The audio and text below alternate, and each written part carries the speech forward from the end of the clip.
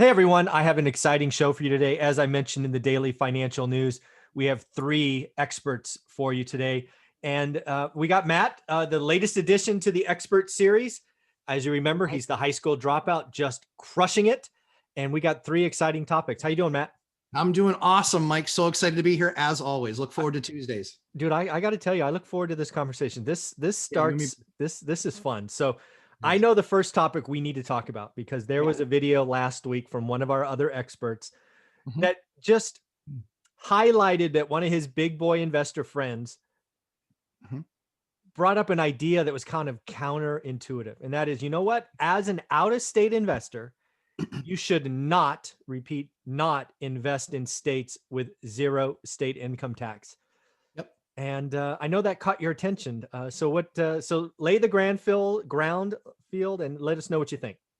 Yeah, I mean, I think this is what makes a market, right? Mhm. Disagreement. He Yep. believes on one side of the page, I believe on the other side of the page. So, full disclosure, I am only invested in non-income tax states. So, I am absolutely 1000% talking my book, my strategy, what I did. Okay. So, Mike, I know you and I, that is our thing. We don't talk about things we don't know.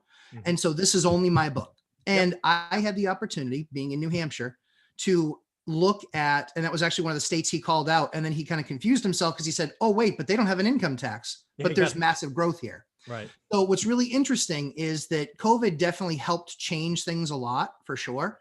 But just kind of the basis of the argument, which is lower property taxes in income tax states versus higher property taxes in non-income tax states.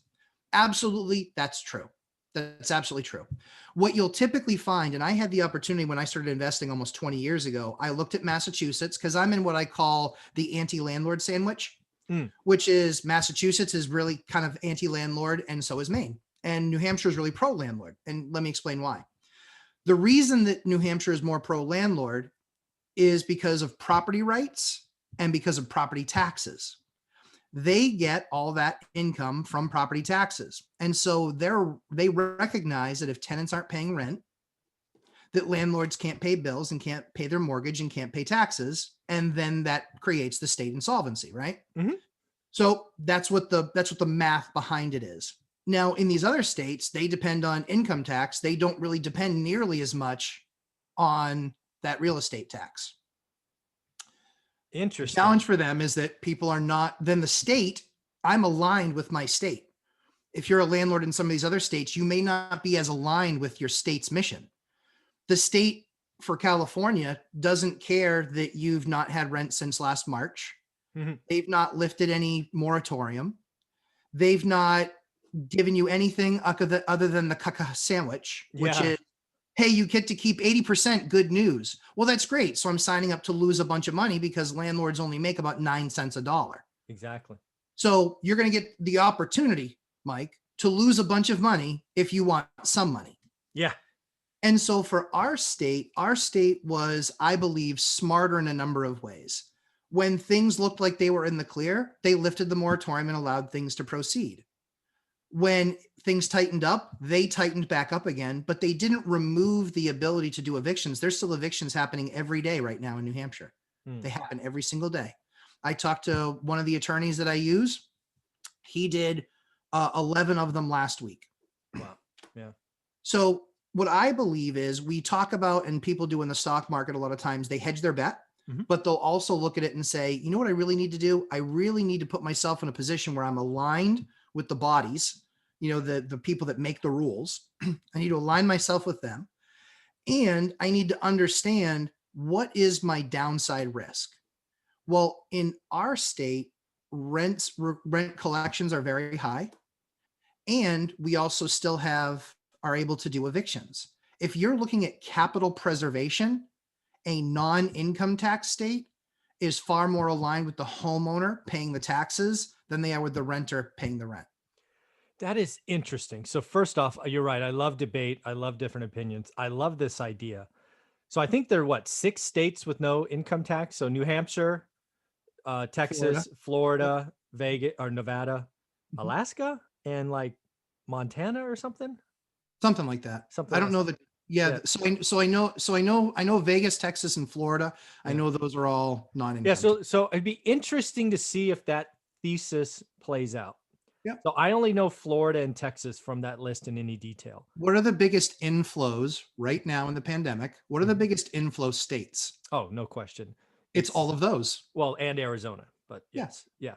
So it's all of those. But I want to go back to the landlord because what you're making the connection with is um, states with no state income tax, hence high property taxes Yes. connection Yes. Yep. means state legislature will do everything they can to make sure landlords keep getting rent so they can pay property taxes. That's the Yep. connection you're making. Yep.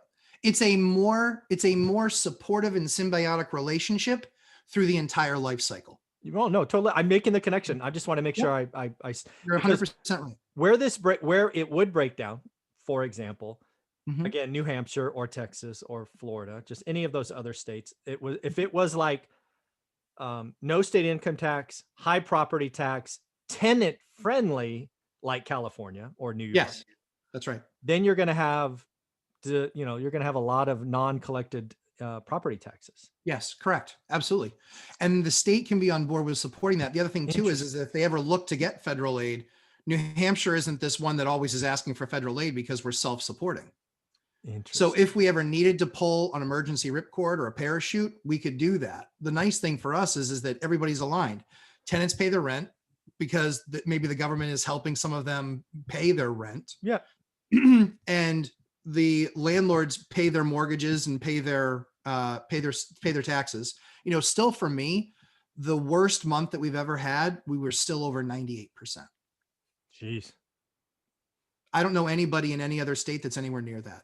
Well, that's not true. Florida and Texas, they are, but not in other Yeah. states. I don't think I've been over 98% collected in years. Yeah. And that's not over hundreds of units, but it's over, I think 62 is Oh, where it's enough of a number. I mean, that's it's enough of a number. It's yeah, enough of a number. no question. Yep. It's enough of a number. It's enough of a number. So So we're still over yeah. 98% collected. So let me play this devil's advocate just because I can. So Please. clearly in a health crisis where states are frankly going against the US Constitution and breaking the Fifth Amendment without penalty, like California, Mhm. good old Gavin Newsom. Let's pretend this never happened, right? And you go from a landlord who's collecting maybe 80% today because of rent strikes and all of that to maybe normally collecting 94 or 95. Sure. I wonder, so the trade-off is clear today, right? When states are acting very different, right? We're open, New Hampshire, California, we're closed. Totally get it. Yep. In a normal environment, I'm wondering if there's such a causal, I'm wondering if the impact of rising property taxes outweighs that connection because this is an unusual time where your point is dead on, but I'm wondering if it's just an acute time frame. Yeah. So it is. So this exacerbates it.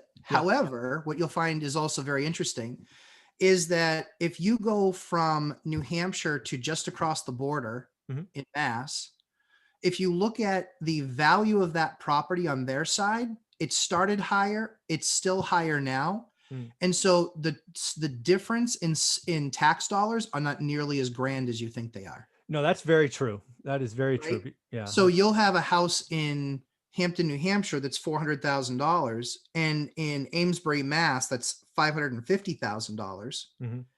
And they're only 25 minutes apart, but one of them will have the Amesbury, Mass house will have an $8,000 tax bill, and the Hampton, New Hampshire house will have a $9,000 tax bill.